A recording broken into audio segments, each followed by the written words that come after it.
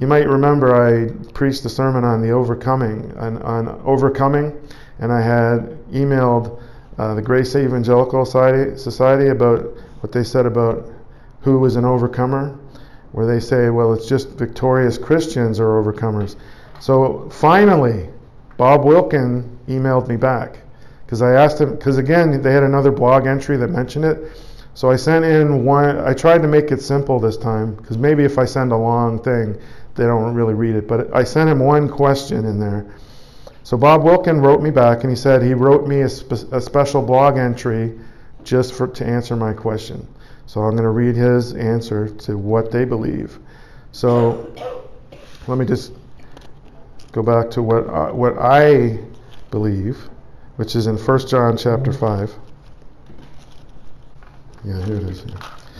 1 John chapter 5, verse 4 says, "For whatsoever is born of God overcometh the world, and this is the victory that overcometh the world, even our faith.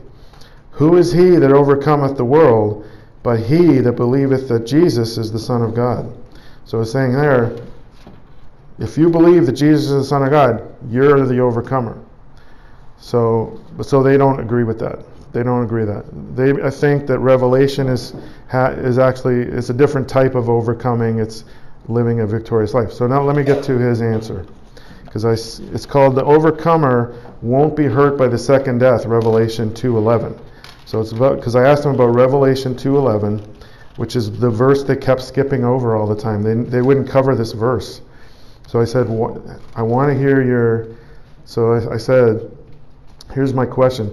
The problem with this logic is that Revelation 2:11 does not make sense if only victorious Christians are overcomers. I need you to address this verse specifically.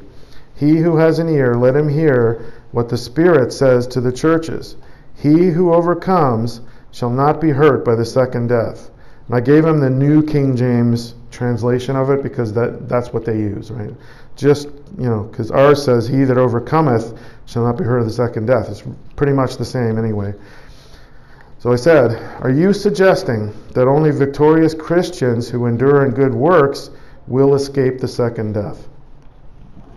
So Bob Wilkins' answer, he said, I recently wrote a blog on the New Testament concept of overcomers. That blog led to this question, which is my question I just read out. It says, actually, so his answer, several of the 7 letters of Revelation 2 to 3 have puzzling statements that can be wrongly interpreted to mean the non-overcomers will be eternally condemned. And then he has, see this blog, I'm not going to read that blog, but Revelation 2:11 is one such verse. But it doesn't really imply that non-overcomers will be eternally condemned. He says, what the Lord says is that the overcomers won't be hurt by the second death. This is clearly understatement. The overcomers will be greatly rewarded.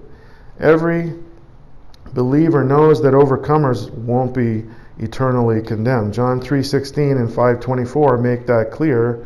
So does Revelation 20. So John 3:16, for God so loved the world that he gave his only begotten Son, so that whosoever believeth in him should not perish, but have everlasting life. So, and then John 5:24 is also a good verse. John 5:24, he's quoting, Verily, verily, I say unto you, he that heareth my word and believeth on him that sent me hath everlasting life, and shall not come into condemnation, but is passed from death unto life. So it tells you, if you believe, you cannot be eternally condemned. You won't be condemned, right? So and then Revelation 20:15, he's quoting as well for evidence of that. Whosoever was not found written in the book of life was cast into the lake of fire. So because you're in the book of life if you believed, right? So he says, one key to Bible study is to carefully consider the context. Verse 11 is the end of the second letter. So the following verses are no help. So he's right. So that's the end of the letter so Revelation 2:11 is the end of the letter, and then it starts to the church in Pergamos there. So 11 there. It is the end of that letter, okay. So the following verses are no help since they are part of another letter. That's fine. I don't say that they are. But the preceding verses can help us understand verse 11. In particular, note verse 10. Fear none of those things which thou shalt suffer. Behold, the devil shall cast some of you into prison, that ye may be tried. And ye shall have tribulation 10 days. Be thou faithful unto death, and I will give thee a crown of life. So he says now, the crown of life here is fullness of life in the life to come. It is a reward. I agree with that. It's clearly a reward. Gaining the crown of life in verse 10 is because it does mention, be thou faithful unto death, right? So it is a conditional reward, that you can only get that reward if you're faithful unto death, right? So I agree with him on that.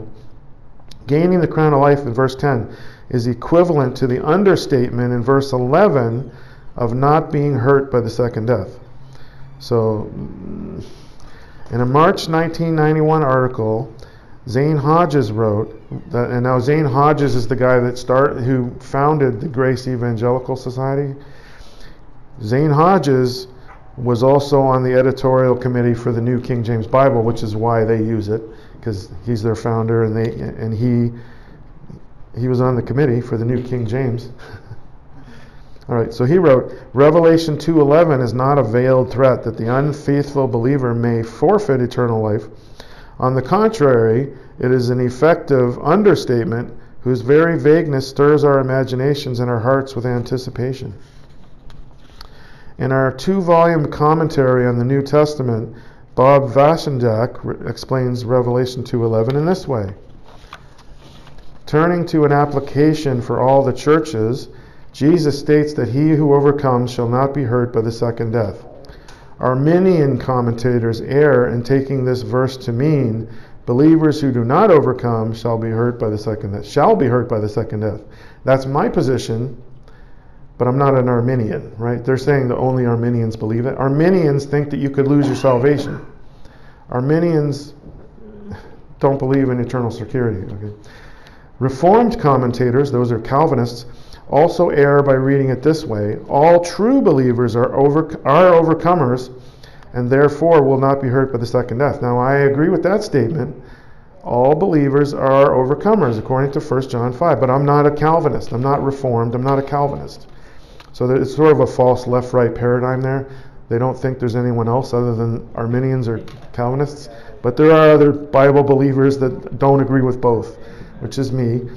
So he says, since this flatly contradicts so many passages regarding eternal security and justification by faith alone, it is better to understand Jesus' words as a figure of speech called litotes, which is understatement. They like to go back to the Greek, these guys. Litotes is an assertion that understates the reality being referred to. A biblical example of it is Hebrews 6:10, where it says, God is not unjust to forget your work and labor of love, which you have shown towards his name, meaning God will definitely remember all your hard work.